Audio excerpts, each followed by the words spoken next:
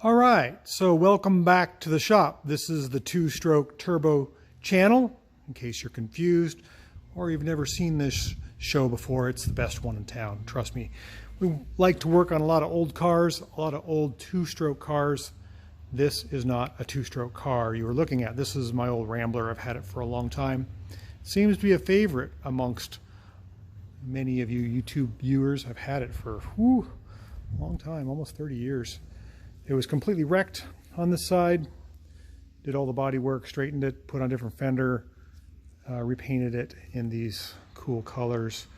The gold is a heritage or knockback nod to the original gold. It was solid gold, but being this car's got a trim line, a stainless steel trim line band right there at the middle, I thought you got to break it in two. So we did Ford, like 2000, I think maybe 1999, Ford copper down below, and then a gold, it's a Hyundai color, I think, above that.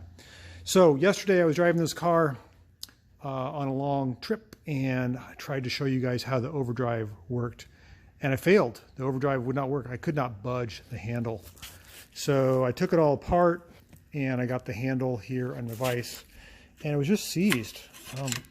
I don't know what was up with it, but I could not move the control cable. It was seized right in here. So I took it out of the car, put it in the vise, squirted a bunch of juice, some blaster juice down in it, and worked it, and it freed up, and now it's working pretty good. So we're going to put it back in the car, and I think I can put this on the lift, get the tires spinning, and sort of show you how the overdrive works. It's really cool. It's a really unique system. Let me show you a couple things. It has, from the top side, the engine here, excuse me, I'm doing an oil change, so I got my funnel in there. This switch right here, which is a throttle switch, this is before all electronics, computers I should say. So when you full throttle the car, it presses the switch and it turns off the overdrive. It kind of gives you a passing gear per se. So if you're not familiar, this Rambler has, it's a 62 Rambler. This is the overhead valve engine. Before this, the predecessors were in the block, flatheads. It has a little tiny aluminum manifold there. I think it's 120 horsepower or something like that, whereas the flatheads were 80. So quite a substantial difference. This car has 3 on the column, plus the overdrive, which gives you overdrive second and third. Technically, it's a 5-speed. You don't have to shift the handle to get into second or second overdrive in either of those 2 gears. You just lift off on the gas and the overdrive takes over. This car, unlike my older Nash, must have a much higher ratio rear end, a freeway flyer rear end. I think it's like a 2 point something. The difference is outstanding. It's the same underneath. There's no torque tube. Still has that weird funky flange on the near the rear U-joint, but totally different. This, I think, is like a 2 something highway flyer type rear end, whereas my green Nash is like in the 4s. Huge difference. I can barely get 50 miles an hour out of my other one without screaming. This one would go, I don't know, much faster, especially with the overdrive working. So speaking of that, let's get the overdrive working. Let's put the cable back in it and see if I can demonstrate on the lift here how that works for you. I'm not sure it will work not under a load. I don't know. We'll try. Changed the oil, greased a bunch of things in the front trunnion, suspension, just gave it a good service. And let's fix this cable and see what we can find out. Okay, so we have our old 1962 Nash Rambler up on the lift. I'd like to show you a few things. I'm working on the overdrive today. We're going to get underneath the car here. First of all, let's just check out the suspension. It has a very unique trunnion suspension where it has overhead, or I should say overhead, like almost like McPherson strut suspension. Car is a unibody car. The tie rod ends, which are brand new, almost hit the wheels. Look how close that is. Has this funky, I don't know, drag link. It's not quite rack and pinion, but almost. Here's your steering box, goes into this drag link. Here is your idler arm, pitman arm, and then the tie rods that run off of it. It's simple, but it's kind of problematic. You get any play in it at all and you get a wobbly steering.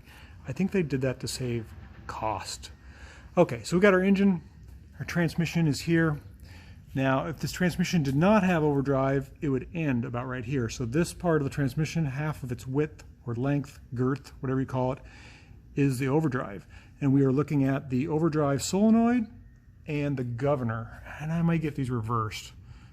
I think this is the governor because it's closer to the tail shaft. Overdrive is here. We've got our shift rods for the 1, 2, 3 there. And then this is your lever for overdrive off and overdrive on. As soon as I disconnected the cable, I realized my overdrive was functional.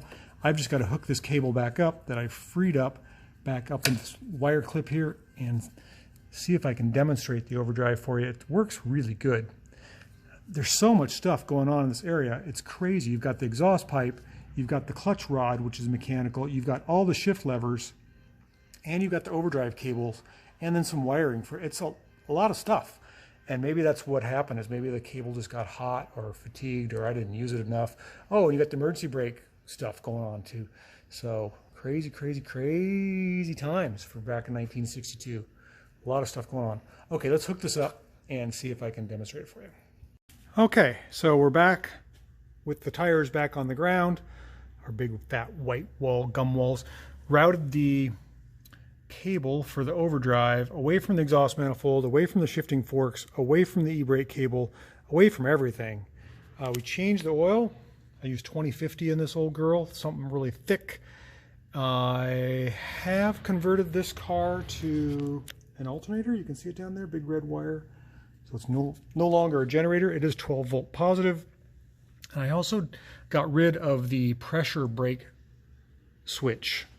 The brake lights wouldn't come on unless you really jammed on the brake pedal. So there's a few things that I've done over the years to make this car more drivable, usable, bringing them into the 21st century without being obnoxious. So what do we got? We got a horn with a beautiful horn ring. Love that thing. I don't know if this is going to work, but I do have my overdrive lever back in, and it functions. Overdrive off when you pull it towards you, on, in, and it appears to be hooked up and running. I'm going to start this thing up on the lift here. Oh, good. Oil pressure right away. That's awesome. Let's see here. The door is going to rattle. I'm going to see if I can put it into gear. Got our wheels off the ground. I got to check that, I guess. No, that would be bad. We got to lift it up a little bit. It's nice it's on the lift, but you got to have the tires off the ground to spin them without squealing our brand new gum walls. Okay. See if we can now show you how this overdrive works. Okay. It only goes into effect above 30 miles an hour. It's kind of smart that way. So let's put this thing into gear. First gear, down. Second gear, up.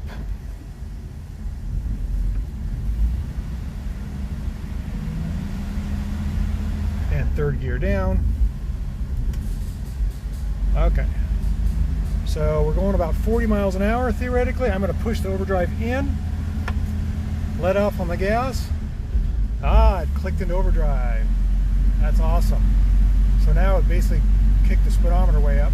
And then to let off, let's see. I think it goes back into. So let's try this. Here's second gear, 20 miles an hour, 25, 30. See if I can click into overdrive. I'm just going to let off on the gas a little bit. There, it clicked into overdrive. Second, or did it? It's trying, but it keeps popping out. There we go.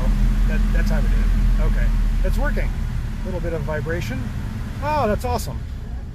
Love this whole car. Okay, then take the overdrive off.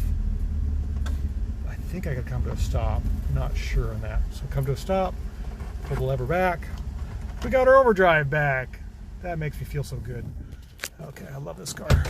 I can take off my sticker to remind me to fix the overdrive. That's the thing about sorting out old cars, is you got to drive them, fix them, drive them until they're sorted. And this is no exception. All right, thanks for traveling down the path of me fixing my old car. Kind of a journey into old time. Oh, and look who we got there. Stella's out there. You don't want to say hi to anybody, Stella? You do? Okay, come here. Come here. Everybody's missed you. You're on vacation. You went to Grandma's house, had cookies and snacks, and got to play with the other dogs. That was a lot of fun. Oh, Stella. You know, you're the same color as my car. That's kind of fun. Yeah. All right. Thanks for watching, guys. We'll catch you on the next video. You're the greatest.